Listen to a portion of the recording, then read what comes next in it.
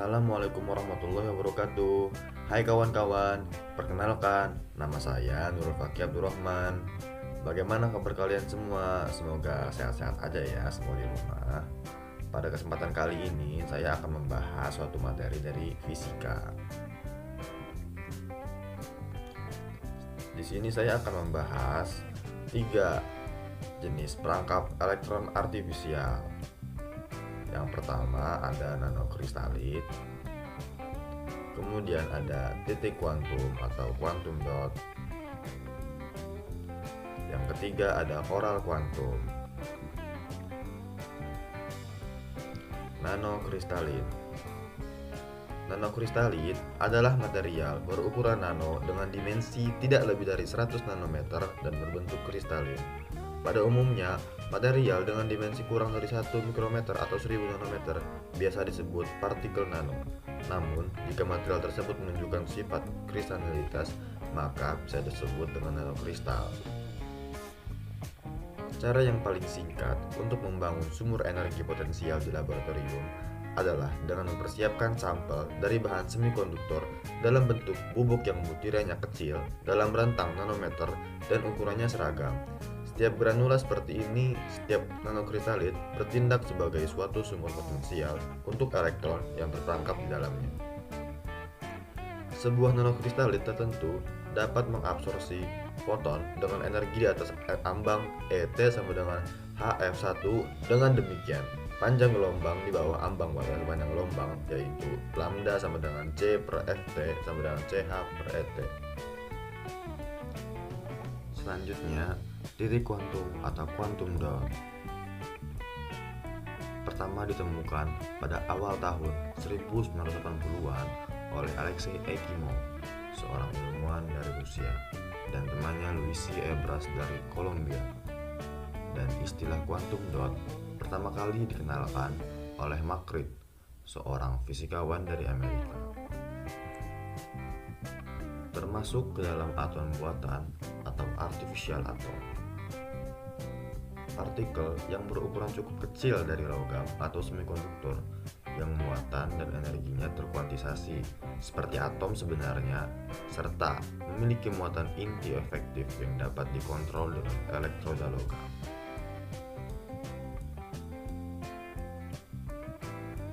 Apa itu quantum dot atau titik kuantum? Menurut beberapa tokoh atau ilmuwan, quantum dot merupakan elektron tunggal yang terjebak dalam atom.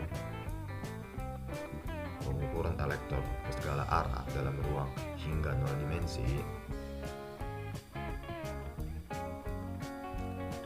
Tetesan muatan buatan manusia yang bisa berisi apa saja dari sebuah elektron tunggal hingga beberapa ribu elektron dengan range dimensinya dari nanometer beberapa mikron. Material semikonduktor buatan berukuran nano yang membatasi gerak elektron dalam ruangan dengan spektrum energi diskret.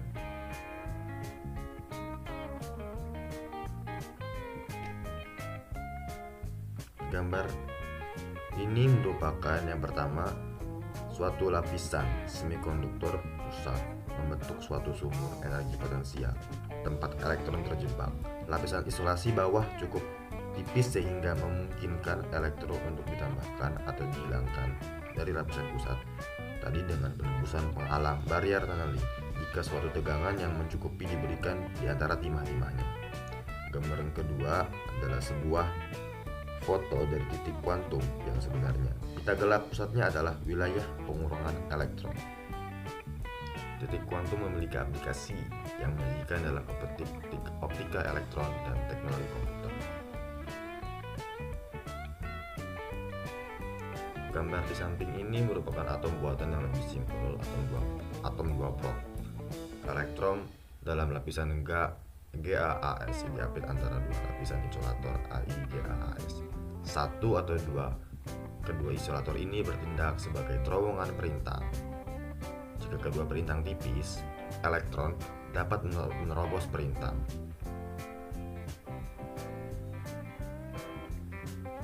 Bagaimana kita membuat quantum dot atau titik kuantum? Mengurung elektron dalam daerah yang kecil, menyelubungi partikel logam dengan insulator, menggunakan medan listrik dalam semikonduktor, fabrikasi struktur yang sangat kecil, teknik litografi elektron dari sinar X, fabrikasi quantum dots biasanya dilakukan dengan membatasi gas elektron dua dimensi dalam semikonduktor heterostruktur secara lateral dengan gerbang elektrostatik sangat kecil. Berikut ini adalah ukuran dari quantum dot.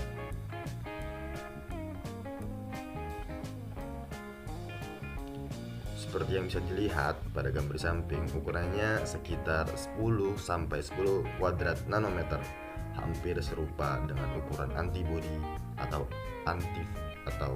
virus. Selanjutnya, koral kuantum. Koral kuantum adalah struktur buatan yang dibuat dari 48 atom besi di atas permukaan tembaga. Pola gelombang pada gambar mikroskop scanning tunneling ini dibentuk oleh elektron tembaga yang dibatasi oleh atom besi. Dan Eigler dan rekannya menciptakan struktur ini pada tahun 1993 dengan menggunakan ujung scanning tunneling mikroskop untuk memposisikan atom besi pada permukaan tembaga, menciptakan penghalang perangkap elektron. Ini adalah upaya pertama yang berhasil memanipulasi atom individu dan mengarah pada pengembangan teknik baru untuk konstruksi skala nano. Ukuran jari-jari koralnya sekitar 7 nanometer. Koral kuantum dibuat dalam temperatur rendah sekitar 4 derajat Kelvin atau setara dengan minus 269 derajat Celcius untuk meminimalkan kecenderungan atom besi untuk bergerak secara acak pada permukaannya. Riak-riak di dalam koral itu muncul karena gelombang materi yang berkaitan dengan elektron-elektron yang dapat bergerak di atas permukaan tembaga, tetapi banyak yang terjebak dalam sumber potensial dari koral itu. Dimensi riak tersebut sangat cocok dengan teori kuantum.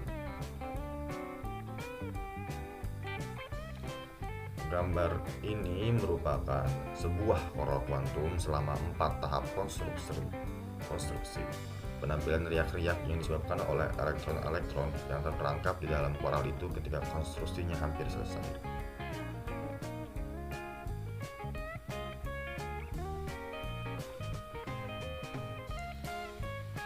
Ini merupakan sebuah patung dari kuantum koral yang dibuat oleh seorang seniman yang bernama Julian Voss Andrea. Beliau merupakan seorang seniman berkebangsaan Jerman yang bekerja di Amerika berusia 50 tahun. Dibuat pada tahun 2009. Ini dibuat menggunakan data eksperimen tahun 1993 oleh Lutz et al. Patung berlapis emas itu digambarkan dalam review pameran seni Quantum Objects tahun 2009 di jurnal Nature. Nah, itulah pembahasan yang dapat saya sampaikan pada kesempatan kali ini. Semoga di kesempatan yang selanjutnya saya dapat membahas materi lainnya juga. Baiklah, mungkin cukup sekian dari saya. Kurang lebihnya mohon dimaafkan. Semoga dapat bermanfaat untuk kawan-kawan. Jangan lupa juga jaga selalu kesehatannya, apalagi di era pandemi ini yang lagi rawan. Saya Fakih, pamit undur diri. Dadah.